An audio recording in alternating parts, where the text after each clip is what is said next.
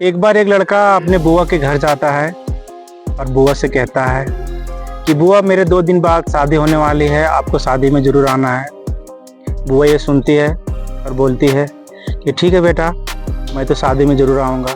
जैसे ही ये बात कह के वो लड़का निकलता है और वो लड़का नीचे झुकता है और बुआ का पैर छूता है, पूरे सम्मान के साथ पैर छूता है। बुआ भी थोड़ा अजीब उनको महसूस होता है, क्योंकि आज तक इतना सम्मान वो लड़का अपने बुआ को दिया नहीं था। उसके बाद बुआ हाथ फेरता है उसके सर पे और बोलता है ठीक है भाई, ठीक है बेटा, मैं आपके शादी में ज़रूर आऊँगा। इसके आगे की कहानी आपको बहुत खौफनाक होने वाली है। आगे जो होता है इसकी कोई कल्पना भी नहीं की थी। पूरे 2 नहीं, पूरे 6 कत्ल होता है, वो भी पूरे बुरी तरह से मारा जाता है। अगर यह कत्ल करने का हथियार टूटता नहीं, शायद पूरा 4 कत्ल और हो जाता। आदाब, नमस्कार, सत श्री अकाल, मैं टाइगर सिराज।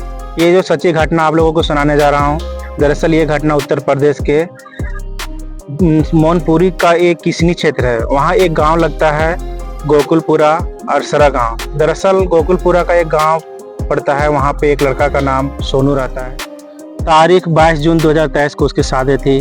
दरअसल उसकी शादी इटावा जिले के उसी क्षेत्र का चौकिया थाना क्षेत्र पड़ता है, गांव गंगापुर। इसमें सोनू का शादी, जिसका लड़की का नाम रिया था, उसी से शादी तय हुआ था। 23 जून 2023 को बारात किया। 24 जून 2023 को बारात वापस आती है अपने गांव गोकुलपुरा अरसरा गांव। पूरे खुशी का माहौल था, डीजे मंगाया गया, सब लोग, रिश्तेदार लोग, दोस्त लोग पूरा डांस किए। उसी में से एक बड़ा लड़का था जिसका नाम था सिरवीर बड़े लड़का का नाम था। वो जाता है, कोल्ड ड्रिंक लाता है, कोल्ड ड्रिंक सबको पिलाता है। पूरा घर में पूरा खुशी का माहौल था। अभी किसी का कोई दिक्कत नहीं था घर पे। जैसे जैसे शाम ढलने लगी वैसे वैसे सब रिश्तेदार अपने घर जाने लगे। गांव के लोग भी जो जमा थे वो कम होने लगे। दुल्हन भी ये शादी से बहुत खुश थी, दूल्हा भी खुश था, पूरा घर का सदस्य खुश था ये शादी से। रात बीतती है, सुबह होती है। सुबह करीब 5 से 6 होता है। उसका घर में 3 भाई और एक बहन थी। बहन का शादी हो गया था और बड़े भाई का भी शादी हो गया था, जिसका नाम सिरवीर था। मंझले भाई का शादी अभी जस्ट हुआ था, उसी का कहानी आप लोगों को बयां कर रहा हूँ। सुबह 5 से 6 बजती है। उसकी बहन उठती है और सोच के लिए बाहर जाती है। ठीक उसी बाद उसका बड़ा बेटा, जिसका नाम सिरवीर था, वो फरसा पहले से तैयार करके रखा हुआ था। जो घास काटने वाली मशीन रहती है, उसी से उसका हथियार तैयार किया हुआ था। उसका बड़ा भाई सिरवीर जो ऊपर के कमरे में जाता है और जहाँ पे दुल्हन और दूल्हा सोया हुआ था, कमरे में जाता है, ठोकठोकाता है, इतना पीटता है, लेकिन दरवाज़ा खुल जाता है। खुलने के बाद वो जाता है और दुल्हन पे हमला कर देता है। 1 बार नहीं, 2 बार नहीं, इतना वार करता है कि दुल्हन वहीं पे मर जाती है। उसके बाद बारी आती है दूल्हे की। दूल्हा भी पूरा गहरी नींद में सोया हुआ था, तो उस पर भी वार करता है, उसको भी मतलब कत्ल कर देता है। दोनों को कत्ल करने के बाद जैसे ही नीचे आता है, अलग चरपाई पे उसका बहनोई सोया हुआ था, जिसका नाम सौरभ था। सौरभ को भी कत्ल कर देता है। उसके बाद उसके बगल चरपाई पे खुद का दोस्त था, उसका नाम था धुलन। ठीक है, धुलन था, उसको भी कत्ल कर देता है। अब सोचिए, 1 नहीं, 2 नहीं, 3 नहीं, 4 कत्ल करता है। सिरवीर जो बड़ा भाई 4 कत्ल करने के बाद अपने कमरे में जाता है। कमरे में जाने के बाद अपनी पत्नी पे वार कर देता है। अब हाथ पे मारता है, गर्दन पे मारता है, पैर पे मारता है। मारने के बाद वो बुरी तरह घायल हो जाती है। उसके बगल में सोई थी उसकी मामी भी जाग जाती है।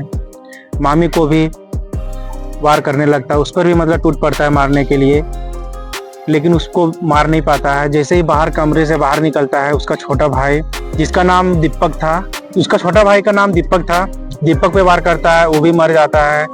मतलब टोटल अब 5 कत्ल कर चुका था। 5 कत्ल करने के बाद पूरा आनन फानन, घर में पूरा शोर, पूरा हंगामा, आस पड़ोस शोर से पूरा आस पड़ोस जमा होने लगा। उसका पापा घर आया। उसका पापा का नाम सुभाष चंद्र था। उसका पापा का नाम सुभाष चंद्र था। अपने बड़े बेटे से बोलता है कि बेटा तुम ये क्या कर रहे हो, ऐसा क्यों कर रहे हो। लेकिन पता नहीं उसके माइंड में क्या चल रहा होगा। फिर घर जाता है।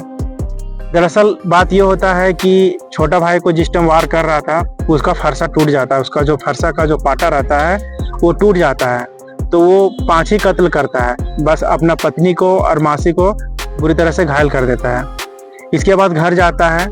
एक पिस्तौल, उसके घर में एक पिस्तौल पहले से था, वो पिस्तौल से अपने आप को मार देता है और ख़त्म कर देता है। टोटल 6 कत्ल हो जाते हैं उस घर में। उसके बाद जो शौच करने के लिए गई थी उसकी बहन, वो आती है, पूरा रोती बिलखती है, पूरा देखती है कि पूरा घर में खून से खून पूरा लथपथ हो गया है। ऊपर कमरे में जाती है। ऊपर कमरे जाने के बाद भी पूरा खून से खून लथपथ हो गया। पुलिस के पास कॉल किया जाता है। पुलिस पूरे आनन फानन के साथ उसका घर पहुंचती है।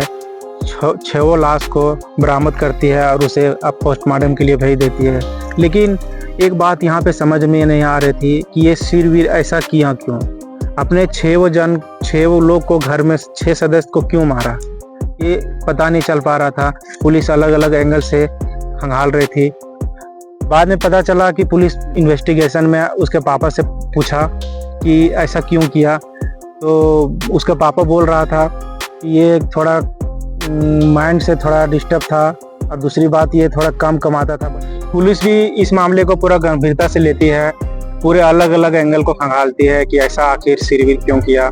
4-5 कत्ल करने के बाद खुद से अपना जान मार देता है। अगर वह फरसा का पाटा नहीं टूटता तो शायद 4 कत्ल और हो जाता, लेकिन वो पाटा टूट गया तो बुरी तरह से शायद उसका बीबी, उसका मामा भी जख्मी हो गया था। पुलिस पूरा छानबीन करती है, पूरा इन्वेस्टिगेशन करती है, इस मामले का पूरा गंभीरता से लेती है, लेकिन अभी तक कोई जांच का एंगल कोई सामने नहीं आया है।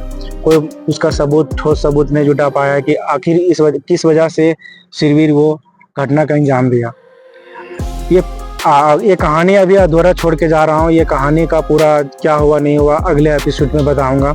अगर ये कहानी आप लोगों को अच्छी लगी तो इस चैनल को सब्सक्राइब कर लें, बेल आइकन दबा दें। हर हफ्ते में 2-3 क्राइम स्टोरी इस चैनल पर आते रहेगा।